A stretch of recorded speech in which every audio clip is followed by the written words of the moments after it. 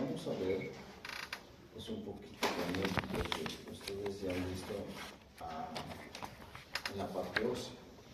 Entonces, cuando hemos hablado de la parte ósea con respecto a lo que son los maxilares, los huesos nasales, entonces, en lo que es la estructura de las fosas nasales, estamos viendo dos aberturas. Esta abertura que están viendo se llama la abertura piriforme, o abertura anterior o orificio anterior de las fosas nasales. ¿Cuál es la estructura entonces que tenemos hacia arriba? Estaríamos hablando del borde inferior de los huesos nasales, donde encontramos una escotadura. ¿Se acuerdan qué era esta escotadura? Nasolobar. Por ahí está pasando el nervio nasolobar para dar su innervación a todo lo que es el lóbulo de la nariz. Entonces acá tenemos la rama ascendente o apoyo frontal del maxilar, ¿no? Que está bajando para ir hacia el cuerpo y articularse y además delimitando lo que es el orificio anterior de las fosas nasales. Cuando estos dos piezas se articulan a este nivel forman la espina nasal anterior. Entonces de esa manera tenemos toda esta porción del orificio anterior. Ahora, si ustedes ven en la parte media, esta es la pared medial, ¿no? Y esta es la pared lateral. Entonces, si les pregunto, ¿cómo está formada la pared medial de las fosas nasales? ¿Qué dirían? ¿Qué sería esto? ¿La? No. El vómer es el de aquí abajo. Este sería... tabique nasal. Claro. ¿Cómo está formado el tabique nasal? La lámina. Entonces, si aquí les doy una, tendríamos que decir la lámina perpendicular del etmoides. Y esto sería el hueso vómero. ¿Se dan cuenta? Esos van a formar lo que son el tabique nasal. La pared medial, pared septal o pared interna. Y la pared lateral está formada por estas estructuras, que son eso, las conchas, turbinas o los cornetes. Estamos viendo ahí el cornete medio y el cornete inferior. El cornete superior es más ascendente y es de menor tamaño. Y en algunas personas puede existir inclusive el cuarto o el quinto cornete. ¿Ven? Entonces, esa sería la pared externa. Entonces, vamos a ir enfocando desde, miren, ahí está una pared. Desde una parte posterior haciendo un corte coronal, se puede observar, ¿no?, el tabique nasal, ahí en la parte media, y obviamente estamos viendo los cornetes, conchas o turbinas. Y además, este espacio que se denomina los meatos. ¿Listo? Los meatos. Entonces, voy a ir a la relación ahora de las paredes y vamos a ir buscando. A ver si no, iremos escuchando todo para que puedan ustedes captar eso. A ver, vamos, si es que... Socios de la nariz se denominan aberturas piriformes.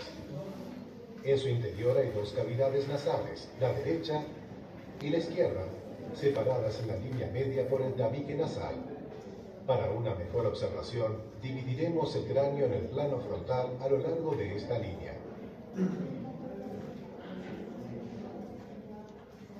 Hay muchas estructuras por observar aquí, de modo que nos orientaremos. Aquí se encuentra el paladar duro. Aquí se observa el suelo de la fosa craneal anterior. Aquí se localizan las paredes mediales de las órbitas. Y aquí se encuentran las dos cavidades nasales. El tabique que las divide está un poco descentrado aquí, lo cual no es inusual. El medio de cada cavidad, formado por la lámina cribosa, es muy estrecho. La pared medial de cada cavidad nasal, formada por el tabique, es suave y no tiene mayores características. Lo mismo sucede con el suelo. Por el contrario, la pared lateral posee varias características, entre las cuales destacan estas tres delicadas proyecciones de hueso, los cornetes. Se muestra aquí el cornete inferior y aquí el cornete medio. Este, mucho más pequeño, es el cornete superior. Los tres cornetes dividen parcialmente el paso del aire en tres partes: el meato nasal inferior, el meato nasal medio y el meato nasal superior. Aquí se encuentra la parte posterior de la cavidad orbitaria. Por debajo se localiza el espacio hueco, el maxilar, el seno maxilar, que examinaremos más adelante. Próximo al nivel del suelo de la órbita o pared inferior, la cavidad nasal se torna mucho más estrecha. Esta estrechez se debe a la presente agrupación de pequeños espacios huecos, las celdillas etmoidales. Las observaremos en un momento. Para una observación más detallada del tabique y la cavidad nasal, observaremos un cráneo que ha sido dividido justo a la izquierda de la línea media. Aquí se encuentra la porción ósea del tabique nasal. Está formada por esta parte del hueso etmoides, la lámina perpendicular, y por este pequeño hueso que no habíamos encontrado hasta ahora, el vómer. La parte más baja del tabique está formada por el maxilar y el hueso palatino. Se muestra ahora la lámina cribosa dividida. Para el estudio de las paredes, siempre tenemos que tomar en cuenta un techo, o pared superior, un piso o pared inferior. ¿Listo? El que están viendo, la pared septal, el tabique nasal o pared interna, y donde están las conchas o turbinas, la pared externa. Un orificio anterior, piriforme, y un orificio posterior, que le vamos a llamar las coanas o retrometanas. Entonces, a veces se pregunta cómo está formado la pared superior o el techo. Entonces, aquí tenemos que distinguir esta porción. ¿Qué sería esto?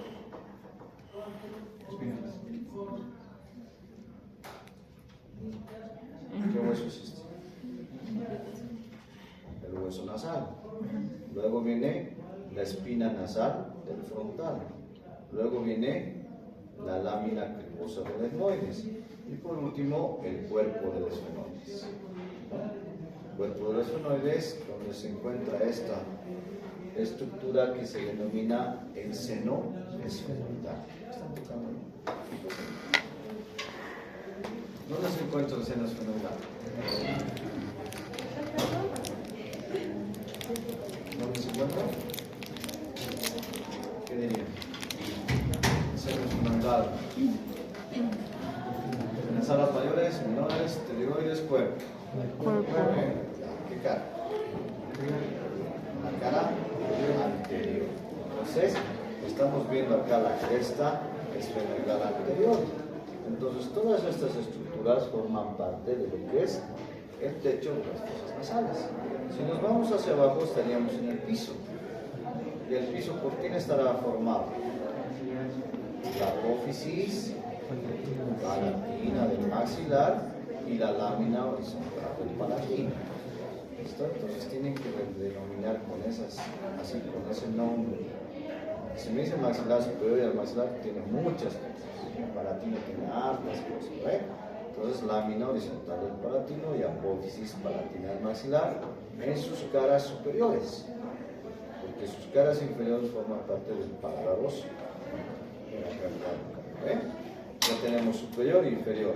La pared medial, como han visto ahorita, la lámina perpendicular del etmoides y el hueso vómer. Y la pared externa lateral, las conchas o turbinas, con sus espacios, que son los meatos. Pero además no solamente están formadas las conchas o las turbinas, también está el laberinto etmoidal.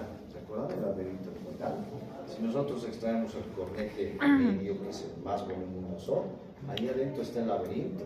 ¿Qué habría ahí? ¿Qué podrían reconocer ahí? A ver. ¿Verdad? Eso también es parte de la pared externa.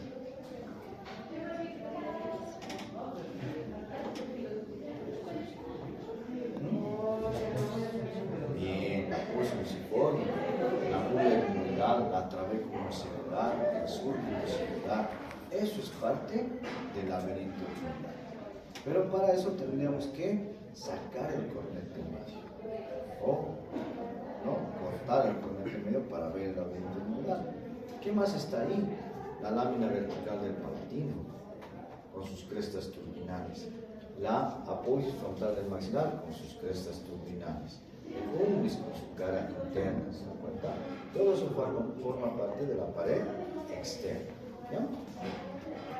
Esta proyección de más arriba no la habíamos descrito hasta ahora. Se trata de la crista Galli. La sección frontal que estábamos observando fue dividida aquí, justo detrás de la crista Gall. Se retira ahora el tabique para lograr una mejor vista de la pared lateral de la cavidad nasal. El techo de la cavidad nasal discurre a lo largo de esta línea y alcanza su punto más alto a lo largo de la lámina cribosa. Aquí se muestran nuevamente los cornetes, superior, medio e inferior. La pared lateral de la fosa nasal posee muchas aberturas, parcialmente ocultas por los cornetes. Las observaremos en un momento. La pared... Entonces, si estamos hablando de la parte externa, miren, fíjense, acá también esto es parte externa. Y si se dan cuenta, esta es la apófisis frontal del maxilar, pero su cara interna. Acá, ¿con quién se está articulando? Con el unguis, pero con la cara interna del unguis, ¿sí? Y hacia atrás, nos está impidiendo ver un poco lo que es el seno maxilar, está también la lámina vertical del palatino, con sus crestas turbinales, porque aquí se está articulando el extremo posterior del cornete inferior, aquí sería la cresta turbinal inferior del palatino, y aquí estaría del cornete medio, ¿se dan cuenta? Entonces también la lámina vertical forma parte de esta cara externa, ¿ya? Bien, entonces eso más que todo era un repasito de la parte de los óseos. Ahora, vamos a entrar a lo que es la parte del revestimiento. En las próximas 3 secciones se observarán las partes de la cabeza y el cuello que están involucradas en 2 funciones vitales, la respiración y la deglución. Como avance a estos importantes mecanismos, se observará un modelo que ha sido dividido en la línea media. Ahí más o menos así se ve en el cadáver. Esto es una pieza cadavérica. Cuando hacemos un corte sagital y lo abrimos, entonces esa es la estructura que presenta. Miren, aquí están viendo arriba las fosas craneales, anterior, la media y hasta atrás la posterior. Estamos viendo el techo de las fosas nasales. Acá está viendo el piso. Bueno, acá ya está la cavidad bucal, con el paladar, el piso, la lengua, y más hacia abajo ya está viniendo lo que es la laringe. Esto sería el cartílago epiglótico. ¿Se dan cuenta? Entonces, ¿qué es interesante de estas porciones? Que tanto en la cavidad nasal, la cavidad bucal y también la laringe tienen una comunicación con esta estructura. Esta estructura se llama la faringe. Entonces tenemos aquí la nasofaringe, acá la bucofaringe y acá la laringofaringe. Y luego ya continúa con la parte del esófago. Bueno, entonces, para que pueda haber relación, tiene que ingresar. Entonces, tiene que haber unos espacios. En el caso de las fosas nasales se llaman las coanas, o también llamados orificios posteriores o retroventanas. En el caso de la cavidad bucal, ¿qué se llamaría? Eso, el istmo de las fauces. El istmo de las fauces, ¿no? Que está por el velo del paladar con la úvula, la base de la lengua o las amígdalas linguales y las fosas. ¿Lo ven? La fosa amigdalina con sus pliegues, ¿no? El palato grosso y el palato faringe, que eso hemos visto. Entonces, en este lugar, las coanas, ¿cómo estarían limitadas? ¿Qué dirían? Hacia arriba, ¿quién está? ¿Qué es esto? El esfenoides, pero la cara inferior del esfenoides, ¿no? Porque la anterior es arriba, para el techo, la cara inferior del esfenoides. Este hueso es la lámina horizontal del palatino. A este nivel estaría lo que es el borde posterior del vómito. Y hacia la parte lateral serían las apófisis terminales, ¿no? Entonces, la lámina interna de las apófisis terminales. Esas serían las coanas. Entonces, miren como un revestimiento que tenemos mucoso, ahí está el cornete superior, el cornete medio y el cornete inferior, ¿no? Tenemos ahí los meatos donde van a desembocar estas estructuras: el seno frontal, el seno esfenoidal, acá está el seno maxilar y los senos o semillas hemorroidales, la anterior y la posterior, ¿no? Bien, a ver. Continuaremos. Los conductos para el aire y para el paso de alimentos y líquidos se originan separadamente en la nariz y la boca. El aire pasa hacia atrás a través de las cavidades nasales y la nasofaringe. Los alimentos y líquidos pasan hacia atrás a través de la cavidad bucal. Los dos conductos se unen aquí. Aire, comida y líquido pasan a través de este conducto común, la bucofaringe. Los dos conductos se separan aquí en la hipofaringe. Comida y líquido pasan hacia atrás al esófago en su camino al estómago. El aire pasa hacia adelante a través de la laringe y dentro de la tráquea en su camino hacia los pulmones. Por tanto, las líneas de transporte de aire, comida y líquido se cruzan en la bucofaringe. Es importante asentar que aire por un lado y comida y líquido por el otro no se dirigen hacia arriba o hacia abajo a través del conducto equivocado. Para evitar que esto suceda, existen importantes estructuras por encima y por debajo de la bucofaringe que actúan como separadores. Son el paladar blando arriba y la epiglotis y las cuerdas vocales abajo. Eso es la glotis, ¿no? Como observaremos más adelante en estos videos, las estructuras que forman los conductos de aire, alimentos y líquidos también están involucradas en una importante función adicional.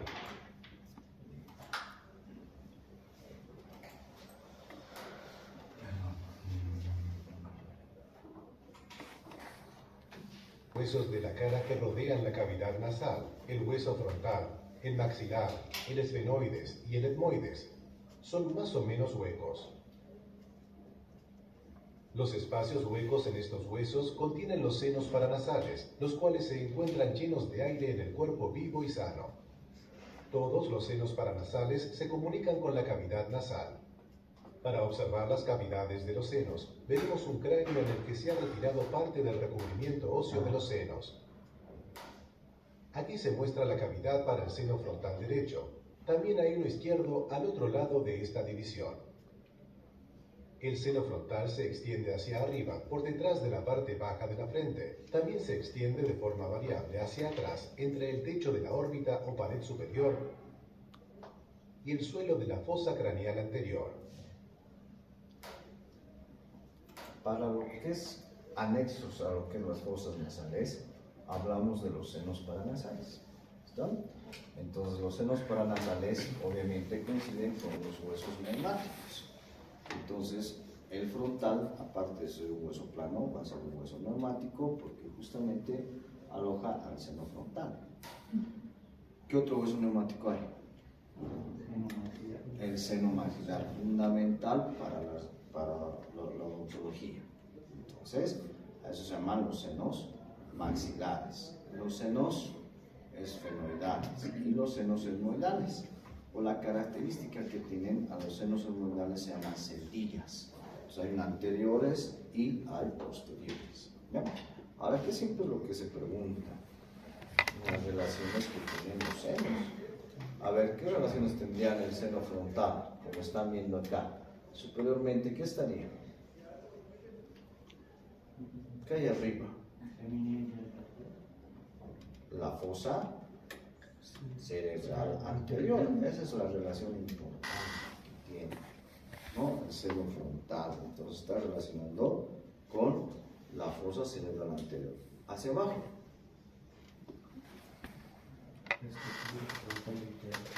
Ya. O sea, no de estructuras óseas, relaciones en general, no el detalle de los huesitos. Entonces, ¿qué forma? ¿Qué es esto? ¿Pero qué? La cavidad es todo. El techo de la órbita. El techo de la órbita. Entonces ahí se encuentra, obviamente, la porción horizontal del frontal.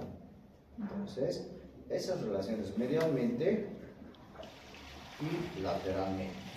Entonces, en general, el seno frontal, la relación principal va a ser con la fosa cerebral anterior y con la cavidad orbitaria a través del techo. ¿Me dan cuenta? Entonces, esas relaciones tenemos que manejar para poder también ver qué relación tienen a nivel de lo que es infecciones o enfermedades pulmonares. Aquí se encuentra la cavidad para el seno maxilar Acá. derecho, también llamado... Aquí, relación importante. Este es el seno maxilar. Esto se ha hecho una ventana y ahí es la cavidad neumática. Entonces, ¿cuál es la relación superior? Piso de la órbita. Piso de la órbita. Eso es importante. Y en el piso de la órbita, ¿qué hay? Eso, el canal y el conducto infraorbital. Entonces puede haber una lesión a nivel de lo que es el nervio maxilar, el nervio infraorbitario, o alguna patología en el seno maxilar. La relación anterior, esta parte anterior, es la región geniana.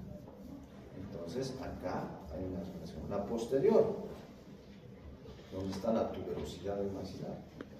Ahí está la fosa. ¿Qué fosa está ahí?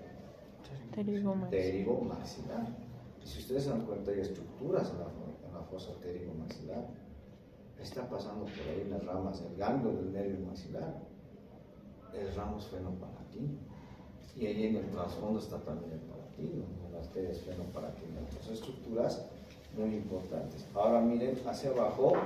¿Cuál es la relación hacia abajo, inferior? Las piezas dentarias. Obviamente las raíces de las piezas dentarias. Por lo tanto, hay raíces que se van formando y que están dentro de la configuración del seno maxilar. Y no va a pasar nada porque es su origen que tiene así. ¿Cuándo pasa algo? Cuando estas piezas tienen microorganismos. Cuando estas piezas, entonces, tienen las caries. Y va a poder producir una infección. Entonces, a estas piezas dentarias se llaman las piezas antrales, que se llaman. Entonces, son las que van a entrar a lo que es el seno maxilar. Normalmente, o en teoría, están desde lo que es el primer premolar hasta lo que es el segundo molar. Pero clínicamente, en nuestro medio se ve mucho la incidencia entre el segundo premolar y el primer molar. Entonces, por eso es que es necesario que estas piezas, para hacer un tratamiento de conducto o para hacer unas extracciones dentarias, siempre tengamos que realizarlo con radiografías. Porque ¿qué pasa si una persona viene, ve que bueno, ya tiene movilidad, le extraemos y le extraen? Le extraen, pero había tenido comunicación con el seno, su raíz. ¿Qué va a pasar? Bueno, lo van a colocar su algodón todo y al día siguiente va a venir pues así. Porque va a haber comunicación buco-nasal del aire dentral.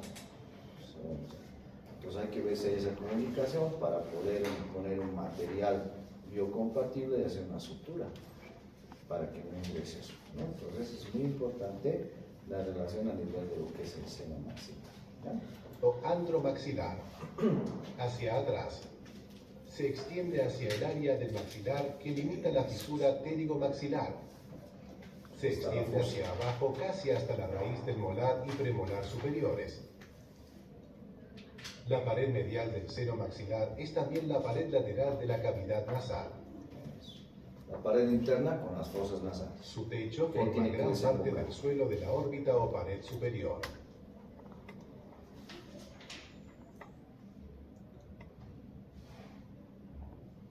Los senos esfenoidales ocupan la parte central del hueso esfenoides. Se ha realizado esta abertura para mostrar el seno esfenoidal derecho. Para observarlo mejor, examinaremos un cráneo dividido en la línea media. Bien, a ver, relaciones del seno esfenoidal. ¿Qué está hacia arriba? Fosa craneal anterior, pero también está esto, importante. Eso, la silla turca. ¿No ve? O fosa hipoficial, ¿no? La glándula hipófisis o pituitaria. Perfecto. Por lo tanto, esta glándula puede ser afectada con una patología acá. Y nuestra glándula hipófisis es la glándula maestra de todas, la que regula el funcionamiento de todas las demás glándulas del sistema endocrino. Entonces, imagínense lo que puede producir, ¿no? Las molestias que puede producir.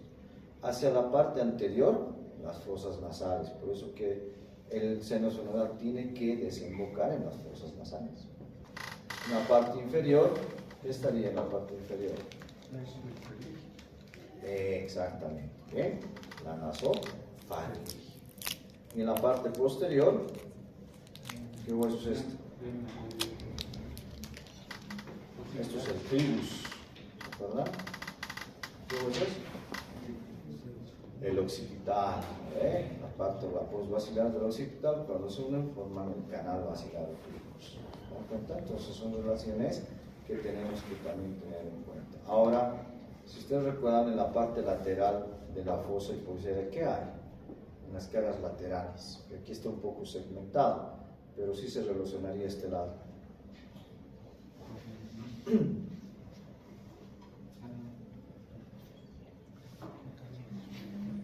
Para el retorno venoso, el seno cavernoso. El seno cavernoso se encuentra a ambos lados, lateralmente de la cicatura. Y ese seno cavernoso es un desdoblamiento de la dura madre donde está viniendo el retorno venoso. Pero ahí, ¿quién lo perfora? ¿O quién atraviesa el seno cavernoso?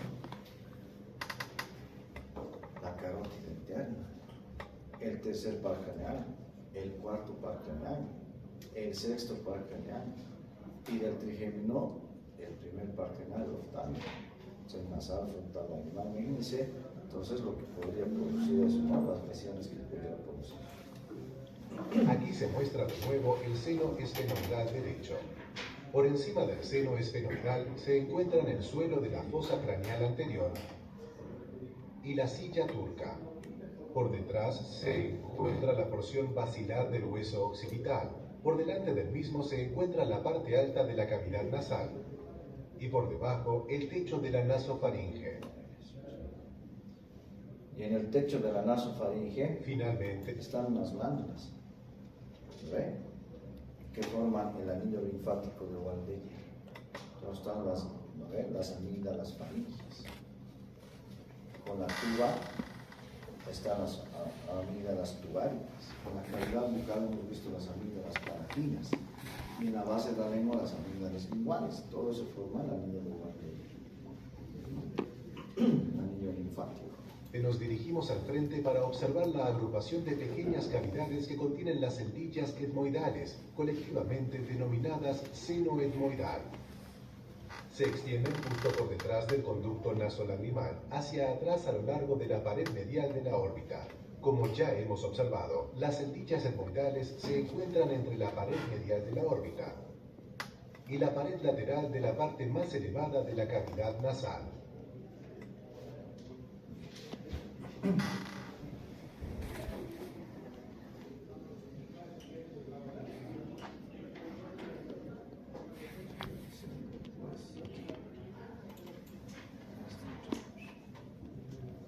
Una vez examinadas las características óseas de la cavidad nasal, los senos paranasales y la nasofaringe, observemos la región en el cuerpo vivo.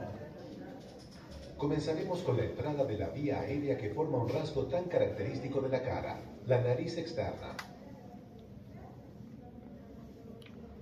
La porción ósea superior de la nariz está cubierta por piel delgada y móvil. La piel sobre la porción cartilaginosa de la nariz es más gruesa y se fija a las estructuras subyacentes. Las aberturas que forman el origen de la vía aérea son los orificios nasales, también denominados narinas. Se retira la piel de la mitad de la nariz para que puedan observarse las estructuras subyacentes. El límite del orificio óseo de la nariz, la abertura piriforme, se encuentra aquí. Aquí se encuentra el hueso nasal. Los dos huesos nasales unidos en la línea media forman el puente nasal hasta aquí abajo. Desde aquí hasta casi la punta, el puente nasal está formado por el borde frontal del cartílago del tabique nasal, que detallaremos en un momento. En cada lado, el esqueleto de la nariz está formado por piezas delgadas de cartílago, el cartílago lateral y el cartílago alar. El cartílago lateral es delgado y plano. Por delante se continúa con el cartílago del tabique nasal. El cartílago alar tiene dos partes, el pilar lateral y el pilar medial. El pilar lateral forma el marco curvo externo de la cavidad nasal. El pilar medial gira agudamente hacia atrás y termina allí. Juntos, los dos pilares mediales forman el esqueleto de la parte más baja y anterior del tabique nasal, que se conoce como columela. Para obtener una buena vista del tabique nasal, se divide el hueso y los tejidos blandos a lo largo de esta línea y se retira el lado izquierdo de la cara.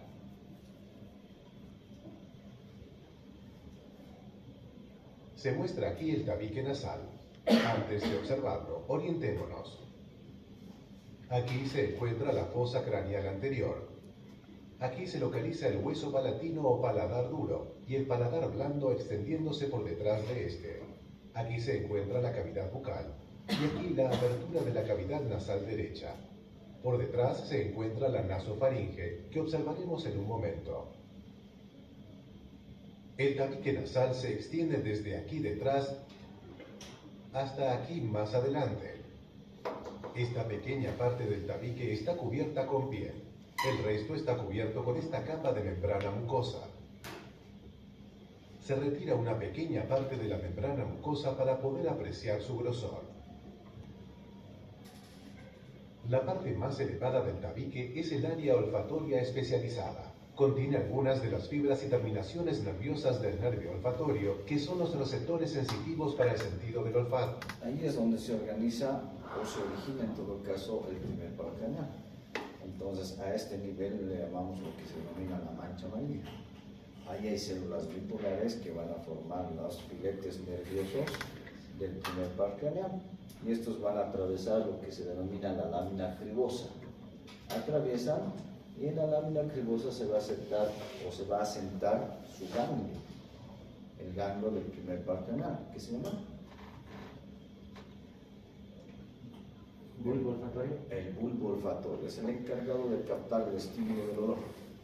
Entonces, cuando ingresa el aire, obviamente por el vestíbulo nasal, que como estaba explicando, toda esta parte está de revestimiento cutáneo, y existe una estructura en elevación que vamos a ver más tarde, que se llama el límite nasal o el límite nasi. A partir de eso ya es revestimiento mucoso.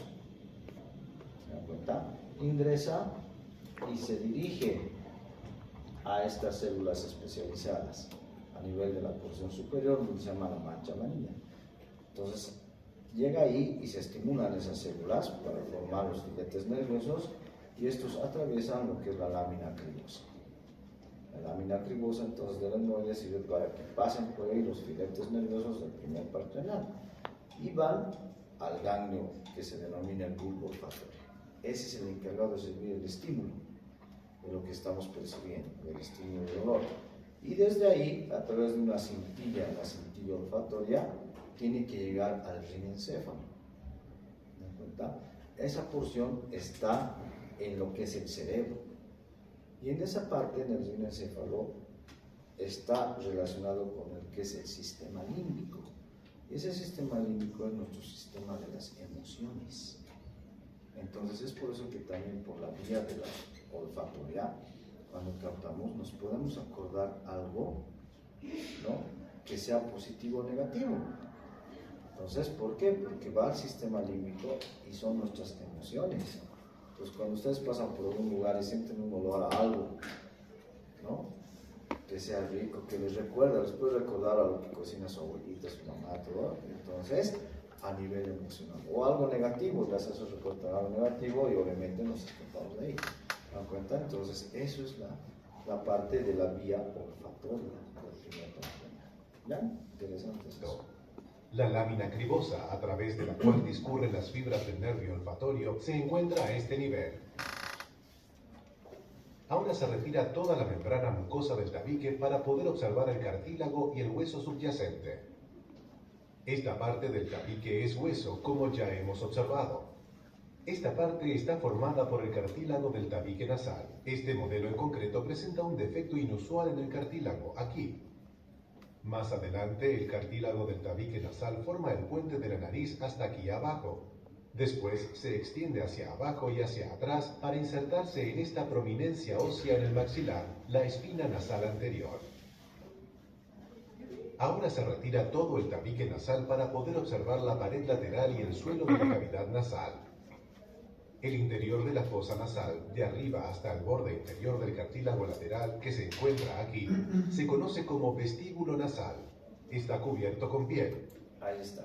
Esto es lo que decía. Todo esto es el vestíbulo nasal, que tiene la característica de que aquí se van a originar los velitos, lo que se llaman las vibrisas. ¿No ve? Y cuando ya ingresamos, todo esto es revestimiento cutáneo. Es como la piel se da la vuelta ahí. ¿Me dan cuenta?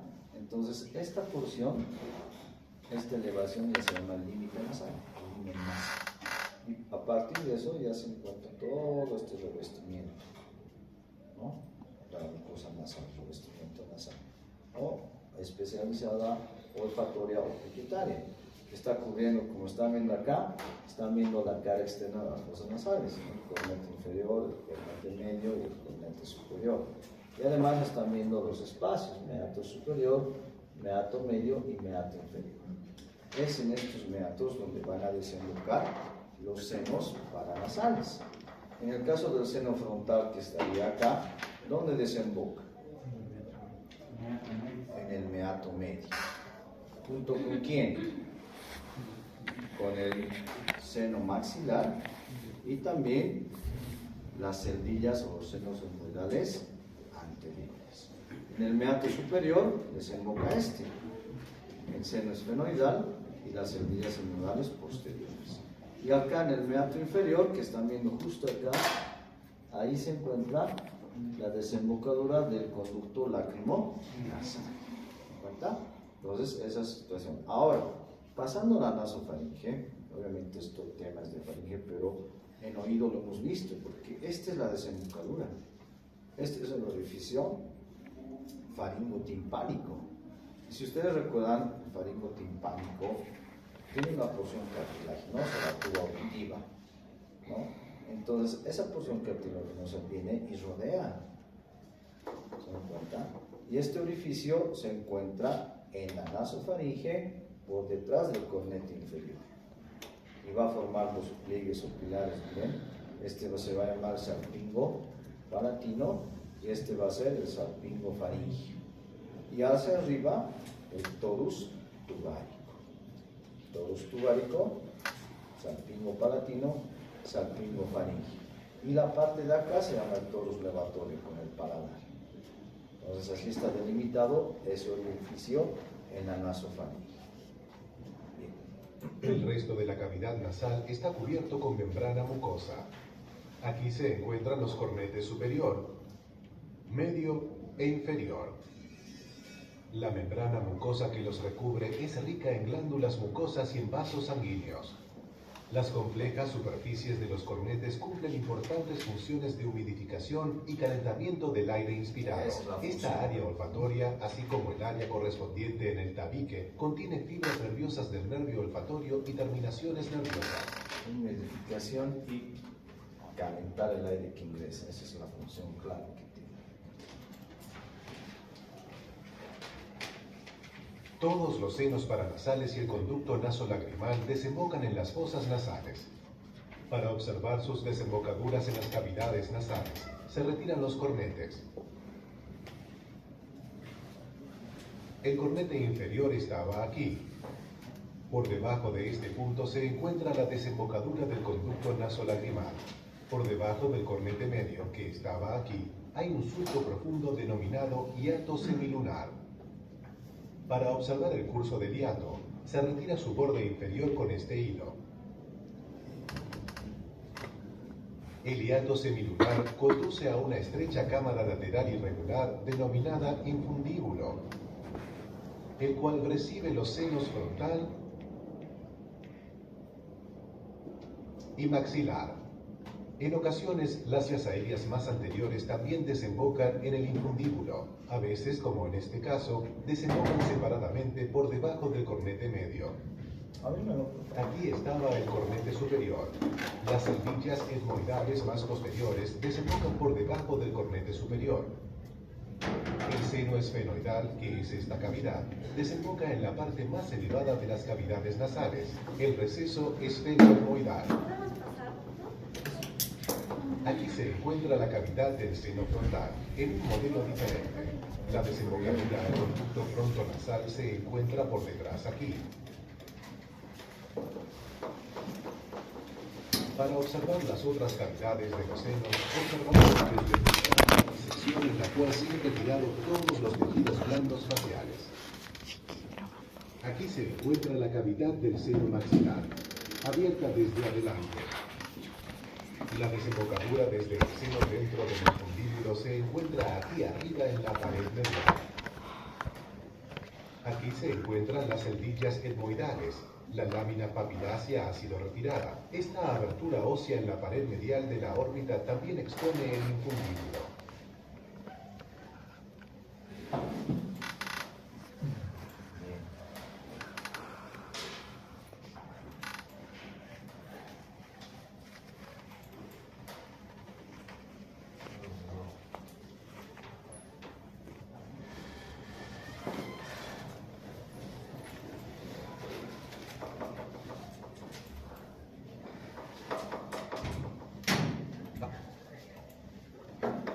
Ahora regresaremos y observaremos la nasofaringe. Para ello colocaremos el tabique nasal en su lugar. Aquí está la mitad derecha de la nasofaringe. Las desembocaduras de las dos cavidades nasales en la nasofaringe, aquí está a la derecha, se denominan coanas o narinas posteriores. El techo de la nasofaringe reposa por debajo de la porción basilar del hueso occipital. La parte posterior de la nasofaringe reposa frente a la vértebra atlas. Se muestra aquí el arco anterior del atlas. En la mucosa de la pared lateral de la nasofaringe hay un pliegue pronunciado hacia adentro denominado rodete tubárico, producido por la proyección hacia adentro del cartílago de la tuba auditiva o faringotimpánica. La abertura de la mucosa del tubo se localiza aquí. Por detrás del rodete tubárico hay un receso profundo, el receso faríngeo. El suelo de la nasofaringe está formado por el paladar blando, que forma una división muy móvil entre la nasofaringe y la parte posterior de la cavidad nasal. La nasofaringe desemboca abajo en la bucofaringe. El paladar blando puede moverse hacia arriba, hacia atrás y hacia abajo. Sus movimientos, que son importantes al deglutir y al hablar, son producidos por numerosos y pequeños músculos. Estos convergen en el paladar blando desde arriba y desde abajo.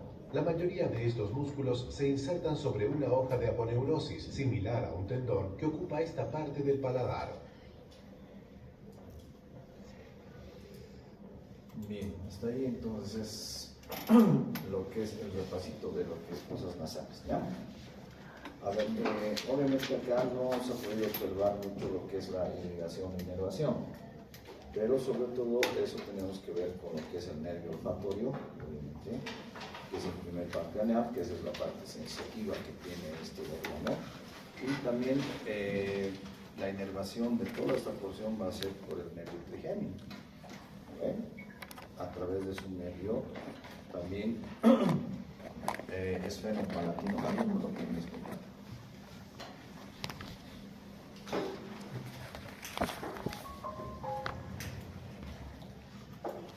El esfenopalatino, que a nivel de la fosa pterigomaxilar va a dar sus ramitas para que vaya ahí y se divide en mares, ¿no? Para lo que es la mucosa olfatoria y la parte faríngea también. ¿No? Entonces tenemos la irrigación a través de la arteria esfenopalatina, que es la rama terminal de la maxila interna, ¿no? Entonces, esas irrigaciones y inervaciones igual ustedes ya la van a leer para poder ver. ¿Ya? A ver, chicos, ahora el día lunes veríamos presente.